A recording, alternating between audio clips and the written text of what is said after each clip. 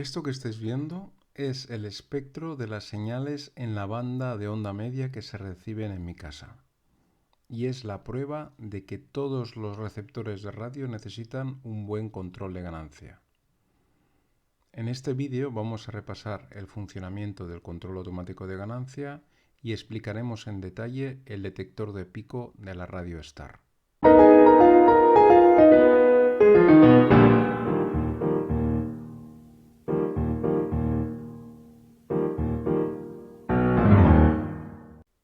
Aquí en Mallorca no recibimos tantas emisoras en onda media ni tan fuertes como en la península.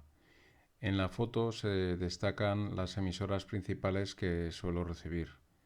La cadena SER es la que llega con mayor potencia y normalmente le sigue la COPE y Radio Nacional. También recibo Radio 5 y Radio Argelia. La diferencia de potencia entre las diferentes emisoras es significativa.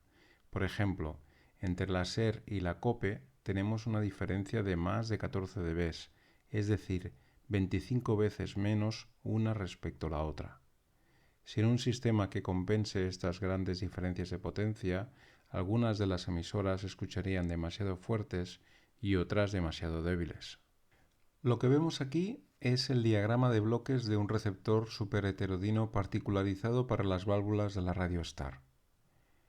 En la ECH3 se amplifica la señal de radiofrecuencia, se genera el oscilador local y se produce el heterodinaje propiamente dicho.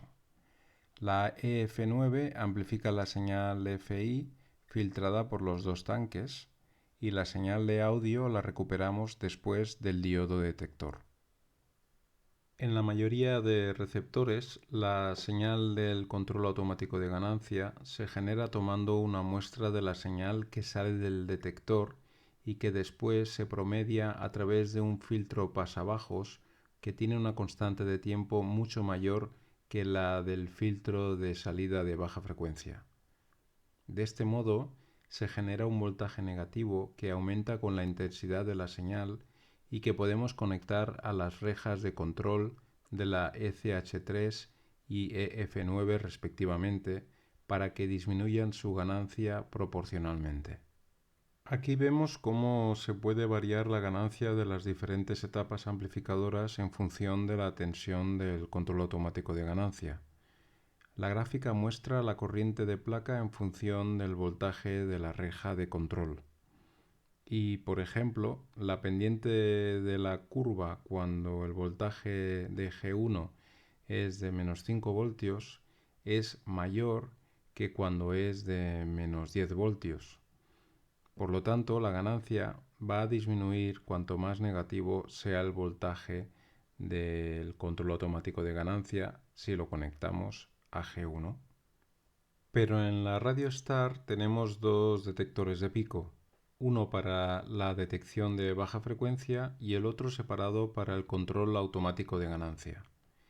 Y vamos a estudiar con detalle cómo funciona este segundo detector, porque es diferente a lo que se suele encontrar habitualmente.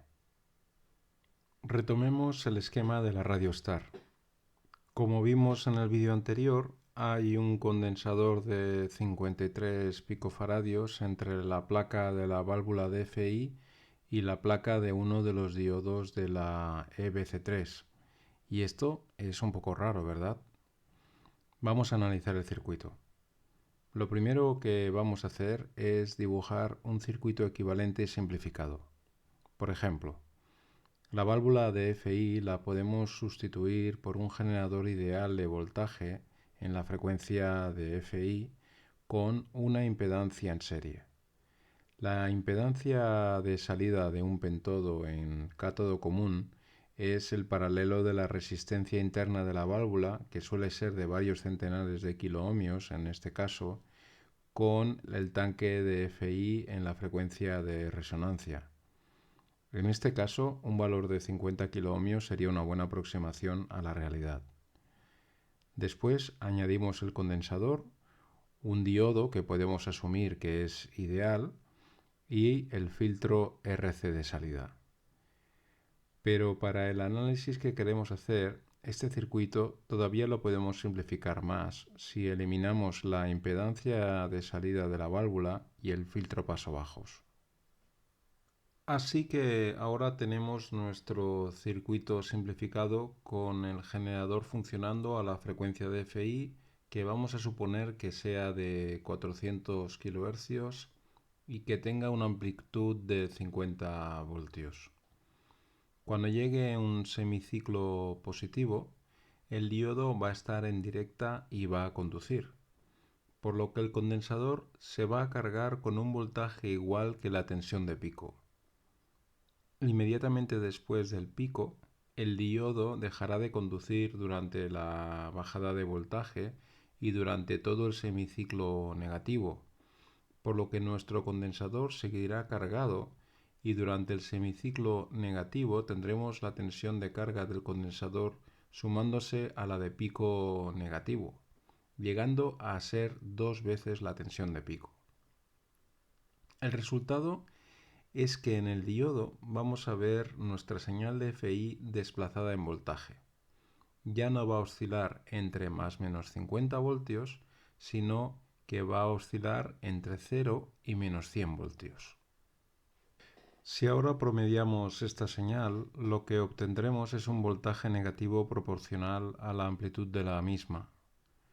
Esto no lo podíamos hacer con la señal centrada en 0 voltios y por eso nos es tan útil este offset de voltaje que nos está introduciendo la combinación del condensador con el diodo.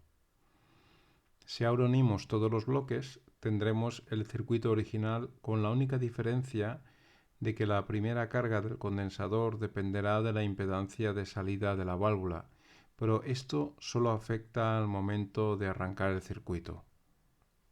Para ilustrar el funcionamiento del circuito, he hecho unas simulaciones con CircuitLab con la impedancia de 50 K, el condensador de 53 picofaradios y el filtro pasabajos de la radio. En la gráfica de arriba podemos ver una portadora de 400 kHz que sufre variaciones bruscas de amplitud cada 250 milisegundos. La realidad es que estas variaciones son mucho más lentas, pero este ejercicio nos sirve para mostrar el comportamiento del circuito. El resultado es que lo primero que vemos es cómo la tensión del control automático de ganancia comienza a bajar desde 0 hasta menos 18 voltios, aunque la señal no cambie. Este es el transitorio inicial cuando se carga el condensador al poner en marcha el circuito. Una vez estabilizado el voltaje, se produce una subida brusca de amplitud en la portadora que se traduce en una disminución del voltaje del control automático de ganancia hasta menos 28 voltios y que tarda unos 150 milisegundos aproximadamente. Este cambio haría más negativas las rejas de control de las válvulas, disminuyendo su ganancia de forma que a la salida no cambiaría la amplitud.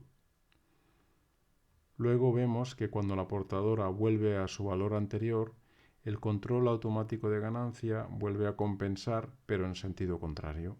Pues hasta aquí el vídeo de hoy. Espero que haya servido para aprender algunas cosas. No dudéis en dejar vuestros comentarios y sugerencias.